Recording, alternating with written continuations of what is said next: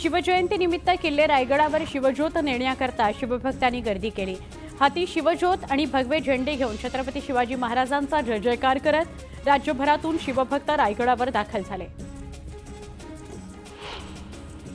छत्रपती शिवाजी महाराजांच्या जयंतीच्या पूर्वसंध्येला जळगावमध्ये महिलांनी मशाल रॅली काढली। सार्वजनिक शिवजयंती समिती आणि जिजाऊ ब्रिगेडच्या वतीने मशाल रॅलीचं आयोजन करण्यात आलं होतं। शिवजयंतीच्या पार्श्वभूमीवर किल्ले शिवनेरीवरून अनेक शिवज्योती मार्गस्थ झाल्या। राज्याच्या कानाकोपऱ्यातून आलेल्या युवकांनी शिवाई मंदिरात शिवज्योती प्रज्वलित केल्या। किल्ले शिवनेरीवर नेत राज्याच्या विविध भागात मार्गस्थ झाल्या। जामनेरच्या तोंडापुरामध्ये छत्रपती शिवाजी महाराजांच्या जयंतीनिमित्त शिवरायांच्या पुतळ्याचं अनावरण करण्यात आलं। महाराजांच्या स्मारकावर भव्य अश्वारूढ पुतळा उभारल्याने शिवप्रेमींनी मोठा जल्लोष केला। शिवजयंतीच्या पार्श्वभूमीवर जुन्नर शहर सजलंय। छत्रपती शिवाजी महाराजांच्या पुतळ्याला फुलांची आकर्षक सजावट करून विद्युत रोषणाई करण्यात आली। पुण्यातील जुन्नरमध्ये शिवजयंती महोत्सवानिमित्त कबड्डी स्पर्धा भरवण्यात आल्या होत्या। या स्पर्धेत नामांकित कबड्डी संघ सहभागी झाले होते। सिल्लोड तालुक्यातील व्यसनाधीनतेमुळे बदनाम झालेल्या जळकी बाजार या गावातील ग्रामस्थांचं जीवनमान छत्रपती शिवाजी महाराजांचं मंदिर झाल्यापासून बदललंय। शिवरायांच्या मंदिरात दररोज सकाळी आणि संध्याकाळी आरती केली जाते।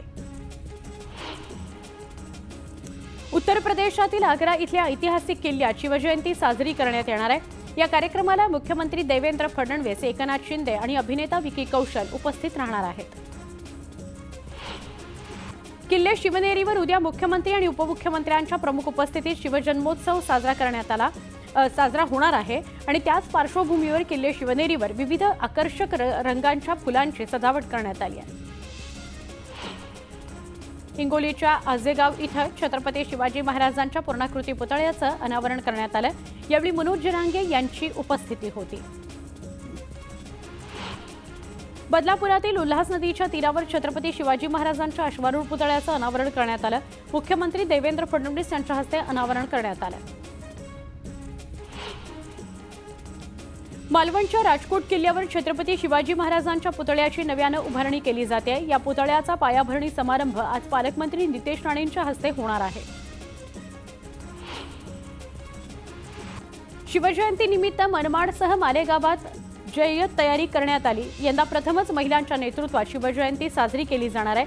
शिवजयंतीनिमित्त रक्तदान शिबिरासारखे विविध उपक्रम आयोजित करण्यात आले।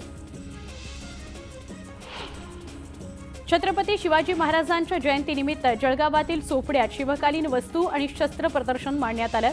या प्रदर्शनामध्ये शहरासह तालुक्यातून शालेय आणि महाविद्यालयीन विद्यार्थ्यांनी हजेरी लावली।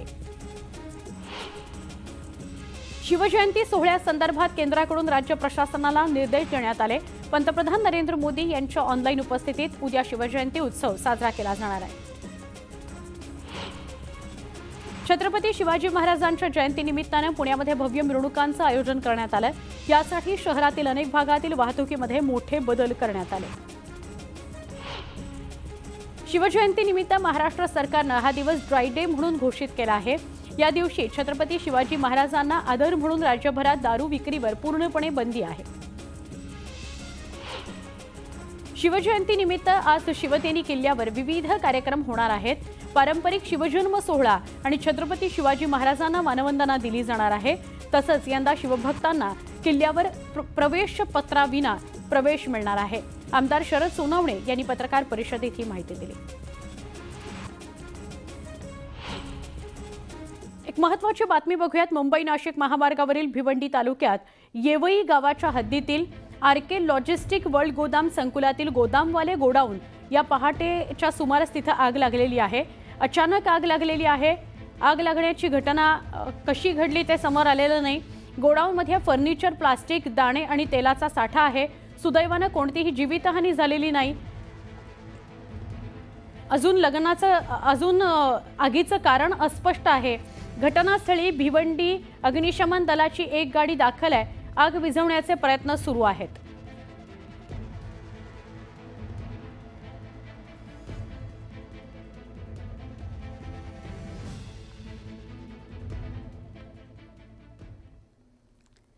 डोंबिवलीत 65 इमारतींवर तोडक कारवाईचं सावट आहे आणि धक्कादायक बाब म्हणजे महारेरा सारखं नियामक प्राधिकरण असताना सुद्धा अनधिकृत इमारती उभ्या राहिल्या.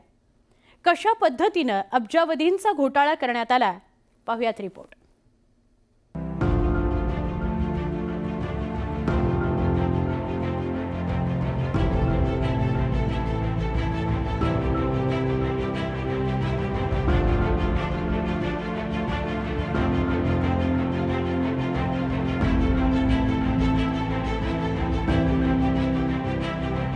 डोंबिवलीतील 65 इमारतींमधील रहिवासी तोडक कारवाईमुळे हवालदिल झालेत.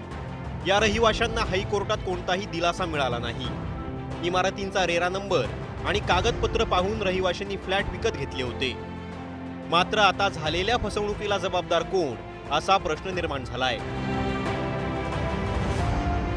या प्रश्नांची उत्तरं शोधताना धक्कादायक माहितीची मालिकाच हाती लागलीय. सुरुवातीला ग्रामपंचायतींवर दबाव आणून अनधिकृत इमारती बांधल्या गेल्या. पालिका अधिकाऱ्यांना हाताशी धरून अनधिकृत इमारती बांधण्यात आल्या.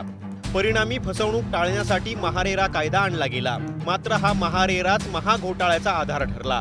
कारण महारेरा आणि महानगरपालिका यांच्यात तांत्रिक समन्वय नव्हता. समन्वय नसल्याचा फायदा बिल्डर लॉबीने घेतला. महानगरपालिकेचे स्टॅम्प, मागील तारखांचे स्टॅम्प पेपर, अधिकाऱ्यांच्या सह्या, बोगस 7/12 तयार करून ती महारेराच्या वेबसाईटवर अपलोड करण्यात आली. ती कागदपत्र खरी मानून महारेराने अनधिकृत इमारतींना रेरा नंबर दिला. महारेरा नंबर मिळाल्यानं अनधिकृत इमारतींना ग्राहक मिळू लागले. सुरुवातीला काही इमारती उभ्या केल्यानंतर हळूहळू तब्बल 65 इमारती उभ्या राहिल्या. काल आमची केस झाली होती. त्या केसमध्ये सांगितलं होतं की डिमॉलिशनची ऑर्डर ती कायम राहणार आहे. म्हणजे आमचा अर्ज होता तो फेटाळला. बनावट कागदपत्रांमुळे नेमकं काय घडलं ते आता पाहूयात. कागदपत्रांच्या आधारे बँकांनी कर्ज दिलं. उपनिबंधकांनी खरेदी खत तयार करून फ्लॅट रजिस्टर केले. प्रधानमंत्री आवास योजनेतून सबसिडीही मिळाली. महापालिकेनं पाणी दिलं आणि वीज वितरण कंपनीनं वीज दिली. म्हणजेच महापालिका आणि बँका यांनी परवानगी दिल्यामुळे ग्राहकांनी फ्लॅट्स खरेदी केले. मात्र आता महानगरपालिका, सरकारी विभाग आणि बँका नामनिराळ्या झाल्या, तर सर्वसामान्य मध्यमवर्गीयांची आयुष्यभराची कमाई वाया जाऊन मोठी फसवणूक झालीय. कुठल्याही बांधकामाला, इमारतीला बांधकामासाठी कर्ज देत असताना नेमकं काय बघितलं पाहिजे, स्वतःचा एक आर्किटेक्ट कसा नेमला पाहिजे आणि संपूर्णतः त्या जागेच्या टायटलची खात्री पटल्याशिवाय कुठल्याही बँकेने कर्ज देऊ नये असे स्पष्ट आदेश या रिझर्व्ह बँकेने या सर्व बँकांना दिलेले आहेत. अशा प्रकारे कुठल्याही नियमबाह्य गोष्टीला कर्ज देणं हा देखील तेवढाच गुन्हा आहे. त्यामुळं अशा प्रकारे बँकांनी कुठलीही खातरजमा न करता कर्ज दिलं असेल त्यांच्यावरही तोच गुन्हा दाखल होण्याची शक्यता नाकारता येत नाही. याचिकाकर्ते संदीप पाटील यांच्या पाठपुराव्यानंतर हायकोर्टानं गुन्हे दाखल करण्याचे निर्देश दिले. त्यानंतर पालिकेच्या तक्रारीवरून या 65 इमारती बांधणाऱ्यांवर गुन्हा दाखल करण्यात आला. SIT स्थापन करून 5 जणांना अटक करण्यात आली. या प्रकरणाची व्याप्ती पाहता अनेक बडे नेते, मोठे अधिकारी यात अडकू शकतात. सरकारी यंत्रणांमधील काही अधिकारी फसवणुकीत सामील होते. मात्र कारवाई होत असताना ज्यांची फसवणूक झालीये त्या सर्वसामान्य मध्यमवर्गीयांना दिलासा देणंही तितकंच गरजेचं आहे. कारण यात कोणाचाही दोष नाहीये. Bureau report, news 18 Lokmat. वेगवान स्वरूपातल्या घडामोडी. देशभरात आतापर्यंत 77 तर राज्यात 30 कारखान्यांनी गाळप हंगामाची सांगता केली. गेल्या वर्षाच्या तुलनेत यंदा 11 लाख टनांनी साखर उत्पादनात घट झाली आहे. त्यामुळे उत्पादनात पहिला क्रमांक असलेला महाराष्ट्र यंदा दुसऱ्या क्रमांकावर येणार आहे. राज्यातील बाजार समितीत 37,000 क्विंटल सोयाबीनची आवक झाली आहे. सोयाबीनला प्रति क्विंटल 3,989 रुपयांचा दर मिळाला. तर दरात होणाऱ्या घसरणीमुळे शेतकऱ्यांचा अल्प प्रतिसाद मिळताना दिसतोय. राज्यातील बाजार समितीमध्ये कांद्याची 1,99,000 क्विंटलची आवक झाली आहे. लाल कांद्याला कमीत कमी 1,750 रुपयांपासून ते 2,750 रुपयांपर्यंत सरासरी दर मिळाला. ओतूर परिसरातील गावांमध्ये उन्हाची तीव्रता वाढल्यामुळे कांदा पिकाला फटका बसतोय. परिणामी कांदा उत्पादकांचा औषध फवारणीचा खर्च वाढलाय. सकाळी थंडी आणि दव पडत असून दुपारी उन्हाचा पारा वाढत असल्यामुळे पीक सुकतंय. त्यामुळे शेतकरी हवालदिल झालाय. अकोल्यात राज्य शासनाच्या अन्न नागरी पुरवठा विभागाने रेशन दुकानातून वाटप करण्यात येणाऱ्या गव्हाचं प्रमाण कमी करण्याचा निर्णय घेतलाय. त्यामुळे गरीब लाभार्थ्यांना आता गहू कमी मिळणार आहे. सर्वसामान्यांच्या ताटातून चपाती कमी होऊ शकते. हे बदल मार्च 2025 पासून लागू होणार असून लाभार्थ्यांना धान्याचं वाटप मोफत करण्यात येणार आहे. गेल्या 3 वर्षांपूर्वी सुरू करण्यात आलेल्या चिपी विमानतळावरून नियमित विमान वाहतूक कधी सुरू होणार असा सवाल उपस्थित होतोय. गेल्या अनेक महिने या विमानतळावरून विमानसेवा अनियमितपणे सुरू असल्याने याचा प्रवाशांना फटका बसतोय. प्रधानमंत्री आवास योजना ग्रामीण टप्पा 2 मंजुरी पत्र आणि प्रथम हप्ता वितरण कार्यक्रम केला जाणार आहे आणि त्याच अनुषंगाने जिल्ह्यातील 1492 ग्रामपंचायतीत एकाच वेळी विशेष ग्रामसभा होणार आहेत. सिडकोच्या घरांची लॉटरी आज दुपारी 2 ते 4 दरम्यान निघणार आहे. सिडकोच्या लॉटरीची घोषणा होण्यापूर्वीच अर्जदार माघार घेत आहेत. घरांच्या किमती महाग असल्याचं कारण अर्जदारांकडून देण्यात येत आहे. म्हाडाच्या जमिनीवरील रखडलेल्या 17 SRA प्रकल्पांना आता म्हाडा गती देणार आहे. SRA प्राधिकरणाशी समन्वय साधून झोपडपट्टी धारकांची पात्रता निश्चित करणे, प्रशासकीय मान्यता घेणे, निविदा प्रक्रिया राबवणे आदी कामं म्हाडाकडून केली जाणार आहेत. डान्स बार बंदीबाबतच्या राज्याच्या कायद्यात सुधारणा करून तो अधिक कडक करण्यासंदर्भातील प्रस्ताव येणार आहे. त्यानुसार डान्स बार बंदी कायदा अधिक कडक होणार आहे. त्यामुळे आता सर्वोच्च न्यायालयाच्या निर्देशांच्या आधारे पळवाटा शोधणाऱ्यांना चाप बसणार आहे. कुठल्याही परीक्षेशिवाय आता भारतीय टपाल विभागामध्ये ग्रामीण डाक सेवक पदावर भरती होता येणार आहे. यासाठी येत्या 3 मार्चला अर्ज भरता येणार आहेत. 21,000 पदांकरता भरती काढण्यात आलेली आहे. दिवसेंदिवस सोन्याच्या दरात चांगलीच वाढ होताना दिसते. वाढत्या दरामुळे सोन्याची खरेदी करावी की नाही असा प्रश्न सर्वसामान्यांना पडलाय. सोन्याचे दर 86,620 रुपयांवर पोहोचले आहेत. चांदीचे दर पुन्हा एकदा विक्रमी स्तरावर पोहोचले आहेत. नागपुरात GST विना प्रति किलो चांदीचे दर 97,000 तर 3% GST सह 99,910 रुपयांवर पोहोचले आहेत. तर लवकरच चांदी लाखांवर जाण्याची शक्यता आहे. नगरपालिका आणि पंचायती आर्थिकदृष्ट्या अधिक सक्षम करण्याच्या उद्देशाने राज्याकडे कराच्या माध्यमातून जमा होणाऱ्या उत्पन्नातून निधी वाटपाची शिफारस करण्यासाठी राज्यात 6वा वित्त आयोग स्थापन करण्याचा निर्णय घेण्यात आला. राज्य मंत्रिमंडळाच्या मंगळवारी झालेल्या बैठकीमध्ये याबाबतची घोषणा करण्यात आली. उपनगरीय रेल्वे सेवा पावसाळ्यात सुरळीत राहावी यासाठी पावसाळ्यापूर्व कामांची योग्य अंमलबजावणी करावी अशा सूचना मुंबई महानगरपालिका आयुक्त भूषण गगराणी यांनी दिल्या आहेत. सेवा पावसाळ्यात बाधित होणार नाहीत अशा रीतीने सगळी कामं चोखपणे पूर्ण करावीत असे निर्देश देण्यात आले. कल्याण कृषी उत्पन्न बाजार समितीत 37 कर्मचाऱ्यांची भरती करण्यात येत आहे. बाजार समितीत पुरेसा कर्मचारी वर्ग असताना भरती प्रक्रिया सुरू करण्यात आल्याने अनेकांच्या भुवया उंचावल्या. भारतीय विमानतळ प्राधिकरण आणि जागतिक विमानतळ सेवा गुणवत्ता सर्वेक्षण अहवालानुसार पुणे विमानतळाचं स्थान उंचावलंय. विमानतळाने 74व्या स्थानावरून 67व्या स्थानी झेप घेतली आहे. मात्र विमानतळावरील असुविधांबाबत प्रवाशांच्या तक्रारी कायम असल्यानं सेवा सुविधांच्या बाबतीत घसरण होत असल्याचं स्पष्ट होत आहे. पुणे शहरात वाहतुकीची समस्या गंभीर झाल्यामुळे नागरिकांना आता मेट्रोचा पर्याय समोर आलाय. हडपसर ते लोणी काळभोर आणि हडपसर ते सासवड या 2 मार्गांवर मेट्रो धावणार आहे. या प्रकल्पासाठी 5,704 कोटी रुपयांचा खर्च येणार आहे. तर पुणे महापालिकेला भूसंपादनासाठी केवळ 3.60 कोटी रुपयांचा खर्च येणार आहे. लोणावळ्यातील टायगर पॉइंट आणि लायन्स पॉइंट इथं उभारण्यात येणाऱ्या ग्लास स्कायवॉकच्या मार्गातील सगळे अडथळे दूर झालेत. या प्रकल्पांकरता PMRDA कडून प्रक्रिया सुरू करण्यात आली आहे. त्यामुळे पुण्याच्या पर्यटन स्थळामध्ये आणखी एका पर्यटन स्थळाचा समावेश होणार आहे. राज्यात महात्मा ज्योतिबा फुले जन आरोग्य योजनेतून गरीब आणि गरजू रुग्णांवर उपचार केले जातात. पण याच योजनेचे 1,114 खासगी रुग्णालयाचे राज्य सरकारकडे 923 कोटी रुपये थकीत आहेत. त्यामुळे अनेक रुग्णालयांमध्ये रुग्णांना दाखल करण्यासही नकार देण्यात आलाय. समृद्धी महामार्गावरील पेट्रोल पंपावर 2 आठवड्यांमध्ये मूलभूत सुविधा द्या, अन्यथा जबाबदार अधिकाऱ्यांना 10 लाख रुपये दंड ठोठावून ती रक्कम त्यांच्या वेतनातून वसूल करण्याचा आदेश देऊ असा इशारा नागपूर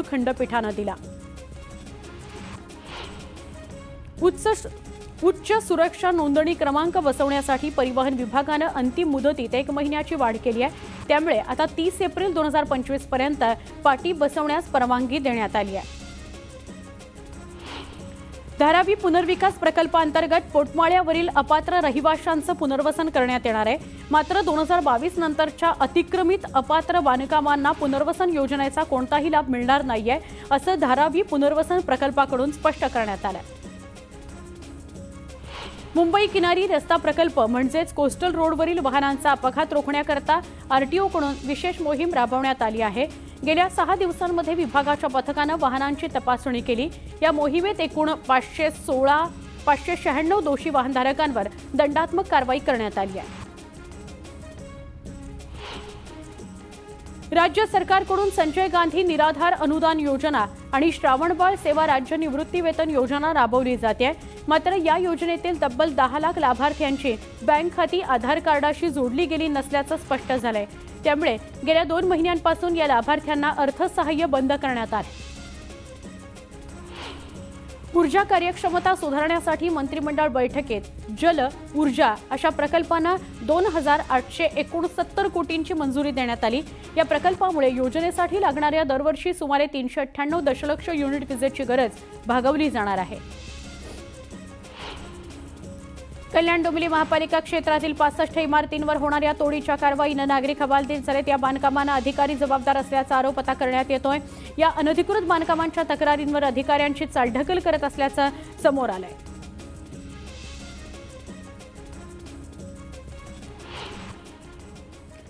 शिवरायांच्या इतिहासाबद्दल युवा इतिहास संशोधक आणि लेखक रोहित पवार यांच्यासोबत खास बातचीत आज दुपारी 2 वाजता आपण बघणार आहोत, फक्त न्यूज 18 लोकमतवर. शिवाजी महाराज आपली टीम बेस्ट टीम होती त्यांच्याकडे. त्यांनी खूप सुपर टीम उभारलेली होती. ती टीम ते कशी बांधायचे?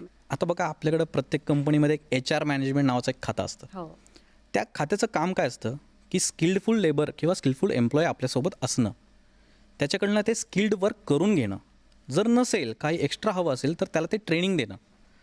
तर शिवाजी महाराजांच्या आयुष्यात ही जी सगळी लोकं आलीत ना, तर मला असं वाटतं की त्यांची ती कॅरिझमॅटिक पर्सनॅलिटी एकतर की त्या शिवाजी महाराजांना येऊन भेटतात, त्यांच्या सैन्यामध्ये सामील होतात, आणि ही वृत्ती सर्व त्या काळातल्या लोकांमध्ये दिसते. अगदी शत्रू सैन्यसुद्धा शिवाजी महाराजांसाठी काम करण्यासाठी उत्सुक असायचं, असे उल्लेख आहेत ह्या कॉस्मोद गार्डचे, मी जसं त्याचं मगाशी नाव घेतलं.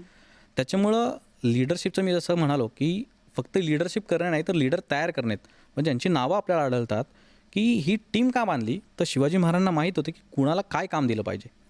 आता हे काम देत असताना एक पत्र आपल्याला आढळतं, त्याच्यामध्ये शिवाजी महाराजांनी असं लिहिलं आहे की फडावरचं काम म्हणजे लेखनपट्टीचं काम आणि युद्धभूमीवरचं काम ह्या दोघांना मी समान मानतो, असं त्यांनी त्या पत्रात म्हणलेलं आहे.